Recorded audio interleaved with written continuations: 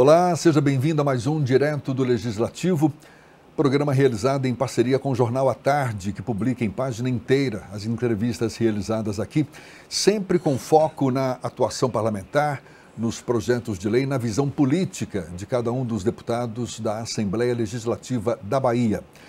Neste programa, nosso convidado, o deputado Carlos Geilson dos Santos Silva, ou simplesmente Carlos Geilson do PSDB, a quem já dou nossas boas-vindas. Um prazer tê-lo aqui conosco, deputado. Muito obrigado por aceitar nosso convite. Prazer é todo meu participar direto do Legislativo, ter essa conversa franca com os telespectadores. Eu acho que durante esse bate-papo vamos interagir também com o telespectador e muita coisa eu sei que está aí na sua mão já para perguntar e eu teria o maior prazer de responder e deixar o telespectador por dentro dos assuntos da política de um modo geral em nosso estado. O senhor está em seu terceiro mandato, foi eleito deputado estadual pela primeira vez em 2010 pelo PTN, verdade. Hoje Podemos, foi reeleito em 2014 ainda pelo PTN e, por último, eleito suplente, aí já pelo PSDB, sendo que assumiu o mandato no lugar do deputado licenciado Léo Prates, isso em novembro de 2020, ou seja, nesse atual mandato o senhor está praticamente há um ano atuando na Assembleia Legislativa. Verdade. Quais foram ou quais são suas principais conquistas durante esse período mais recente, deputado? Bom, você fez um retrospecto interessante. Eu me elegi em 2010 pelo PTN, me reelegi em 2014. Em 2014 o PTN hoje é o Podemos. Em 2018 saí candidato pelo PSDB, fiquei na segunda suplência e agora assumi a cadeira do secretário de Saúde, deputado licenciado Léo Prates. Assim que cheguei na casa, tenho destravado algumas bandeiras, como por exemplo a questão do arroxo salarial do servidor público, questão da Via Bahia, tenho participado ativamente das questões do plenário da casa, enfim, nós estamos procurando fazer o mandato nesse curto período muito mais ativo, envolvido com as comunidades também do interior. Tenho sido uma voz do interiorano aqui na Assembleia Legislativa, de modo que tem sido um mandato muito participativo, procurando aproveitar ao máximo nesse período que me encontro aqui agora, substituindo o deputado Léo Prates. O senhor, sendo do PSDB, é um deputado da oposição, mas como já passou pelo PTN, hoje Podemos, o Podemos compôs a base de apoio do governador Rui Costa nas eleições de 2018. Como é que o senhor se posiciona hoje diante do governo do estado? É uma oposição incondicional ou tem espaço também para apoio? É importante que quando eu era do PTN, era oposição ao governo do estado, no caso Wagner e depois Rui Costa. E eu saí do PTN justamente porque o partido migrou para o governo, né?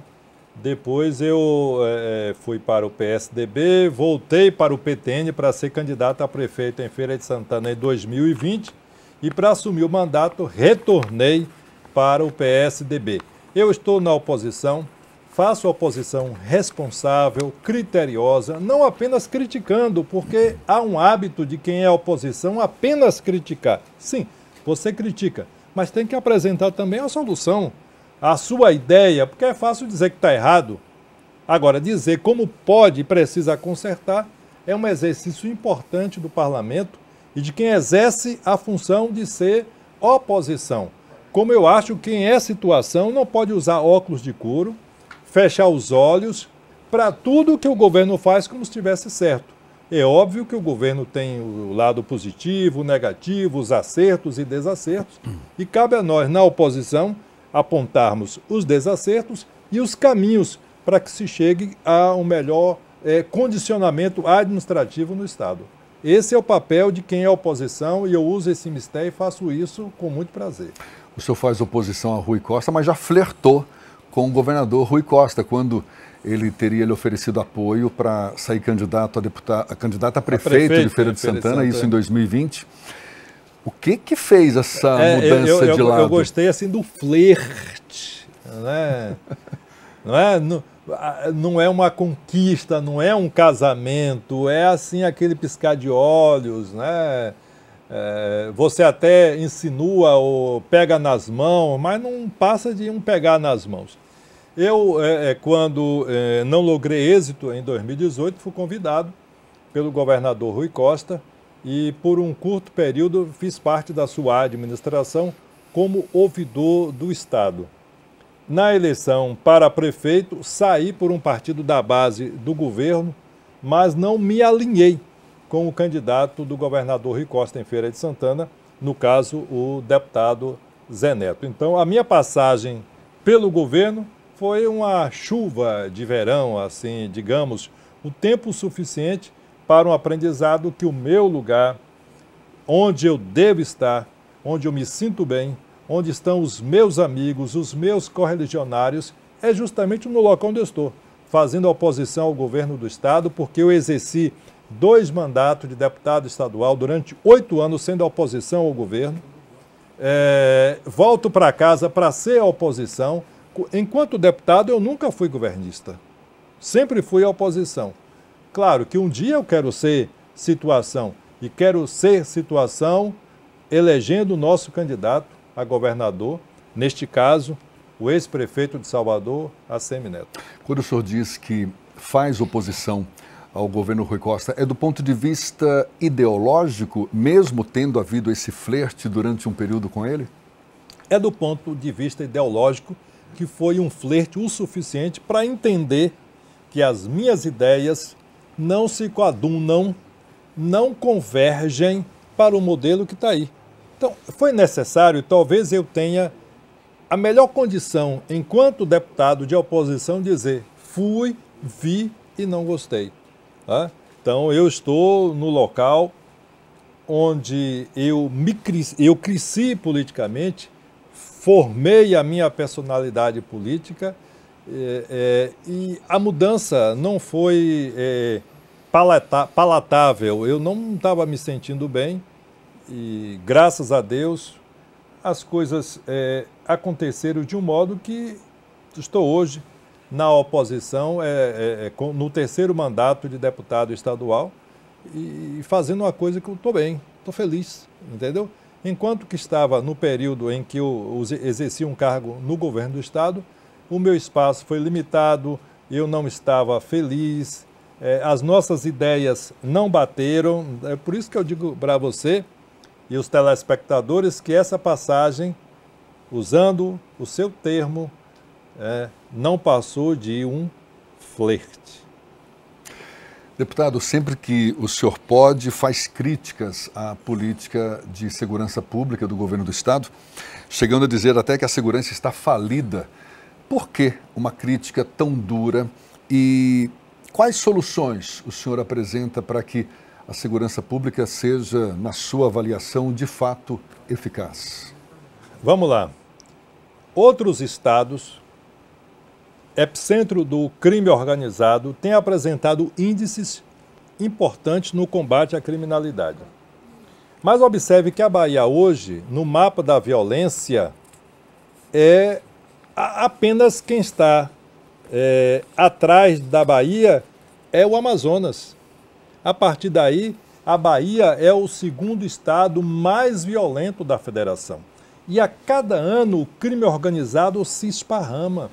Ele se espalha pela Bahia e é um estado com dimensão continental. O crime organizado chegou em todos os rincões desse estado. E o governo mostra a sua ineficiência, a sua incapacidade neste enfrentamento. Aí, o que fazer para esse combate? Primeiro, uma política de segurança pública moldada na inteligência, que a gente observa que é um ponto frágil e um calcanhar de Aquiles dessa administração. Você aparelhar as polícias, setor de inteligência funcionar bem, melhorar a condição de trabalho e a questão salarial, investir também na educação. A Bahia tem índices terríveis em termos de educação. No IDEB a Bahia vai muito mal. Então, a pobreza se alastra em nosso estado, uma coisa acaba levando o tráfico a pegar esses meninos e os adolescentes, usando como soldados do tráfico. Isso acontece com o governo de olhos vendados, não conseguindo criar políticas de enfrentamento ao crime organizado. Por que os números diminuem no Rio? Porque a violência diminui em São Paulo e outros centros até então muito mais violentos do que a Bahia. Porque houve combates efetivos à criminalidade. Enquanto nós levamos um bom tempo com o secretário de Segurança Pública, depois se mostrou que esse secretário era incapaz, por tudo que se diz e que se apurou até agora, é substituído por um outro secretário que outro dia recomendou para que não tivesse um show em Salvador, porque na comunidade o crime disse, olha, se esse rapaz vier para cá, se esse artista, a gente não se responsabiliza por nós. E o secretário disse, é melhor que não tenha um show. Em vez de dizer, vai ter o show, sim, porque o Estado garante. Então o Estado está fragilizado nesse enfrentamento ao crime organizado em nosso Estado. O senhor citou investimento maior na inteligência, na capacitação dos próprios policiais militares, valorização da categoria. O governo diz que investe na inteligência e que o pelotão ou a corporação ela é devidamente valorizada. Como chegar a uma equação que defina melhor essa solução? Os números por si só dizem que o governo está fragilizado. Ele diz que o governo diz que faz tudo isso. E a violência em nosso Estado só faz aumentar, porque essas políticas são ineficazes nesse enfrentamento. Contra números não há argumentos. Não é? E os telespectadores, as pessoas que estão nos acompanhando agora, sabem perfeitamente que aí na sua cidade, de manhã no ponto de ônibus, você é assaltado, você é desprotegido. Na zona rural, por exemplo, em Feira de Santana, uma viatura passa de caju em caju. Tem cidades no nosso estado que tem apenas uma viatura para guarnecer uma população de 10, 15, 20 mil habitantes. Então, nós estamos desestruturados para enfrentar o crime organizado, que está muito mais na frente, com o setor de inteligência funcionando, com equipamentos que possibilitam que o crime possa estar muito mais fortalecido. Nas barbas da polícia, os armamentos chegam como, Jefferson, meu querido Beltrão? As armas que eles têm, muitas delas, nem a polícia tem. E como é que isso acontece? Isso chega assim, vem voando do céu, cai do céu? Não. É porque nós temos um estado onde as nossas estradas, entradas e saídas não são fiscalizadas suficientemente para que possa combater essa organização criminosa que vai se esparramando, se espalhando por todo o estado. Deputado, o senhor é natural de Feira de Santana, certamente tem na cidade como uma de suas bandeiras aqui na Assembleia. O que o senhor já fez em benefício da cidade durante esse período como deputado? Olha, eu fui um dos responsáveis por destravar aqui na Assembleia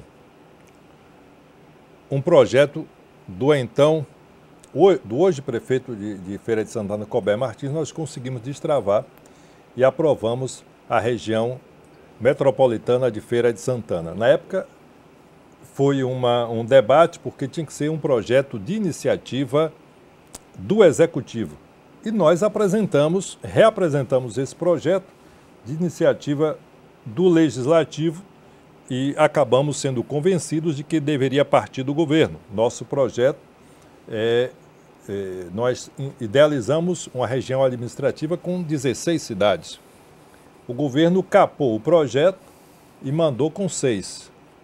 Antes, 6 do que nada, mas no meu ponto de vista ainda é muito aquém uma região metropolitana de Feira de Santana. De modo que também nós votamos favoravelmente a ampliação do Centro Industrial do Subaé. Nós apresentamos projetos como, por exemplo, o Conselho de Comunicação do Estado da Bahia tem uma cadeira hoje, a mídia digital foi uma emenda nossa, a redução das taxas do guincho de blitz que são realizadas no Estado e que nós sempre protestamos, foi emenda também nossa. enfim, sempre um mandato na defesa principal do social, mas com um olhar para a Feira de Santana. E sempre que o governo apresentou projetos de interesse de Feira e região, eu nunca me pautei como um deputado de oposição. Às vezes, mesmo um projeto de origem do governo, mas sempre beneficiando a minha região, eu pedi licença aos pares ou os convenci a votar com o governo naquele determinado projeto, porque era de interesse da minha cidade. Então, enquanto político, eu estou no legislativo, mas o meu interesse, a minha ligação umbilical com a minha cidade é muito maior do que meramente uma questão partidária. Deputado, o senhor também se diz defensor dos interesses dos servidores públicos estaduais. Que tipo de defesa específica é essa? Mas eu vou pedir essa resposta para o próximo bloco. Daqui a pouco a gente volta conversando aqui com o deputado Carlos Geilson. É um instante só.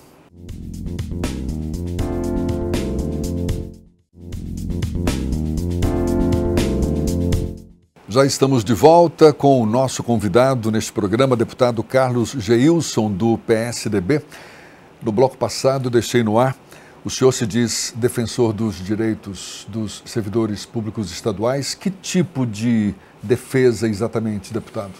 Primeiro, é sensibilizar o governo que o servidor público do Estado está há muitos anos sem reajuste, tendo o seu salário corroído por esse processo inflacionário que está crescendo de forma galopante. Eu, por exemplo, semana atrasada, fiz um pronunciamento em defesa dos servidores, dos fazendários que estão numa campanha salarial. Você vai para os professores, os policiais, enfim, os servidores de modo geral. Eu os defendo, não é que eu tenha, assim, que eu faça parte de algum sindicato, não. É por uma questão de bom senso, de estar um governo que tem uma política que diz que é voltada para o trabalhador e massacra esse trabalhador, massacra o servidor do Estado. Mas sempre o governo diz, nós pagamos o salário em dia, mas esse salário que é pago em dia, cada vez mais ele tem o seu poder de compra diminuído.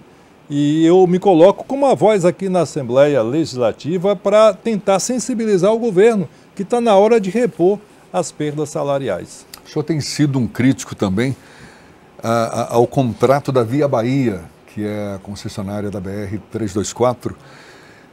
Diz que presta um péssimo serviço, que tem cobrado a suspensão, inclusive, do pagamento do pedágio.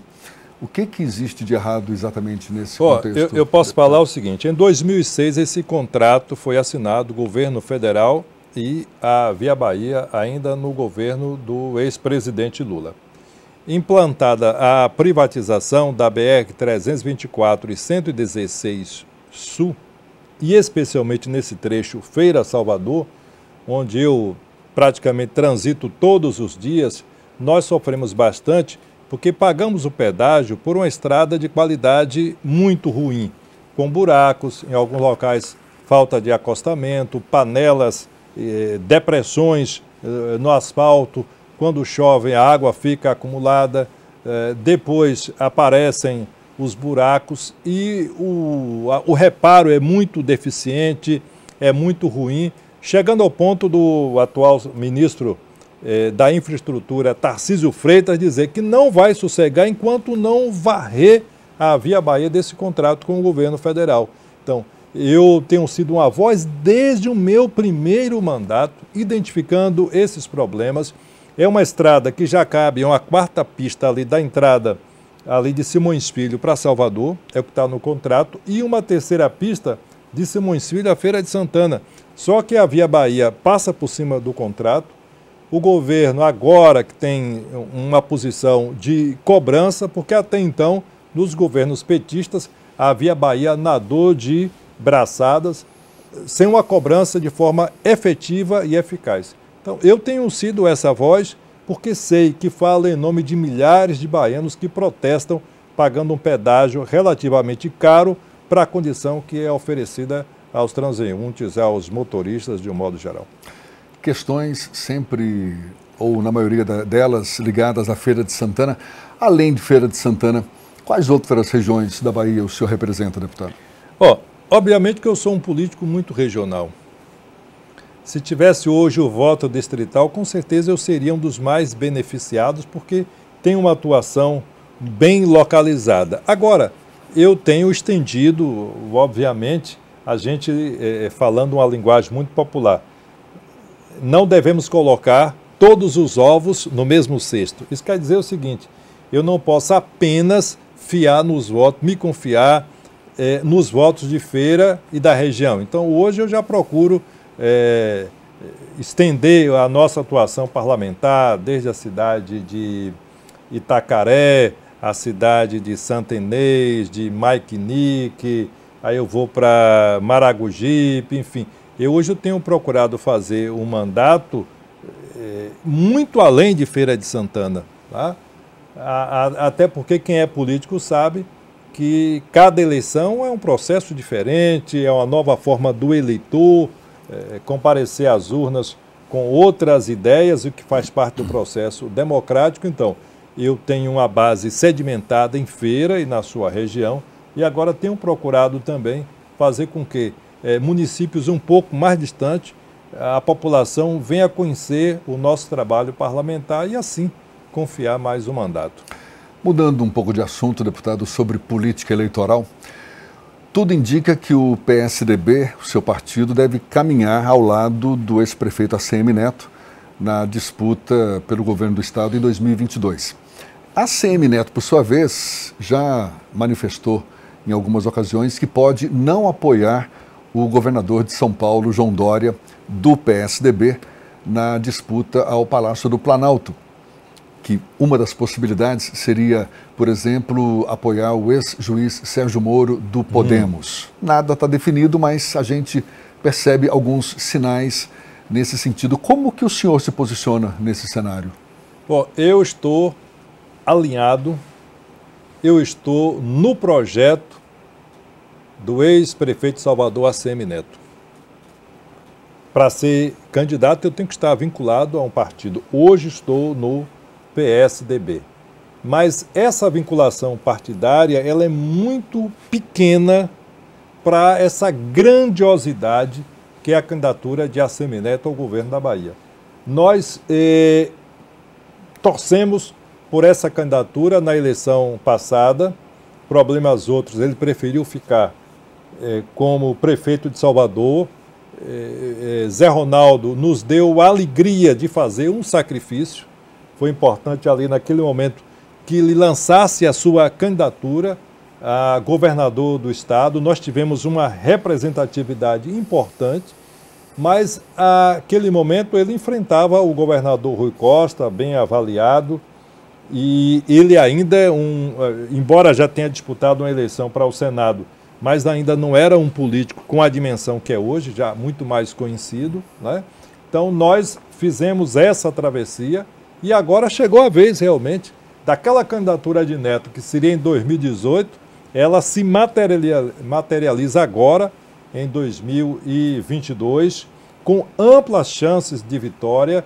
Há uma fadiga do atual governo do estado, pilotado pelo Partido dos Trabalhadores.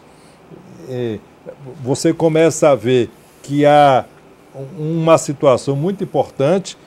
Wagner foi governador da Bahia por 8 anos, deu a passagem para o seu sucessor Rui Costa, o seu pupilo. Então nós, ao final de 2022, teremos 16 anos de governo de PT na Bahia. Então está na hora dessa mudança. Por onde eu ando, por esse estado, eu sinto esses ares de renovação, de mudança. Até em alguns locais eu ouço, vai dar chapa Nelu, Neto e Lula. Eu ouço isso aí em alguns locais assim, um tanto bem popular, né? O pessoal já falando de Nelu, que é a chapa Neto e Lula, né?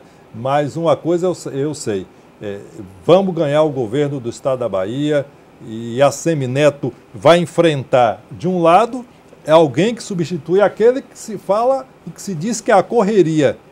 E quem vai substituir é aquele que foi apelidado na classe política de vagareza. Ora, se você está num processo de correria, você quer alguém mais ágil, mais rápido, mais jovem, mais dinâmico. E esse nome mesmo é o de Assemineto. Eu não noto, o povo da Bahia não quer voltar àquela moleza, àquela vagareza que nós já vivemos em tempos pretéritos. Mas e em nível nacional, deputado, o senhor apoia Assemineto para o governo do Estado, caso ele não apoie João Dória, que seria, em tese, o candidato do seu partido? Como é que fica? Ô Beltrão, cada dia com a sua agonia. O nosso projeto é Assemineto. Então, é ele que vai dar, eu diria, as diretrizes para esse caminhar aqui do PSDB na Bahia. Mas o PSDB significa, então, o senhor está dizendo que pode não caminhar com João Dória? Eu vou caminhar com o que for melhor para o estado da Bahia. Aí vamos ter tempo necessário, pode ser João Dória, pode ser Jefferson Beltrão, pode ser a produtora Núbia Passos, pode ser, enfim, Sérgio Moro, né? Alguém que esteja em sintonia com os nossos ideais políticos, partidários, vinculados ao nosso candidato ao governo da Bahia, Assemineto. Como é que o senhor avalia as chances do governador João Dória de chegar ao Palácio do Planalto, sendo ele o escolhido do PSDB como candidato do partido? Ele está agora colocando o seu nome em definitivo, vitorioso nas prévias. Vamos sentir esse termômetro das ruas, esse clamor realmente por uma terceira via, e aí nós vamos mensurar e vamos medir com o passar do tempo. Por enquanto é uma candidatura de um político que se candidatou à Prefeitura de São Paulo, uma eleição disputada, venceu, se candidatou ao governo de São Paulo, venceu, e agora coloca o seu nome para a presidência da República. Vamos aguardar. E você que é telespectador e que nos ouve nesse momento, o que é que acha da candidatura de João Dória? Dê o seu feedback, dê a sua opinião.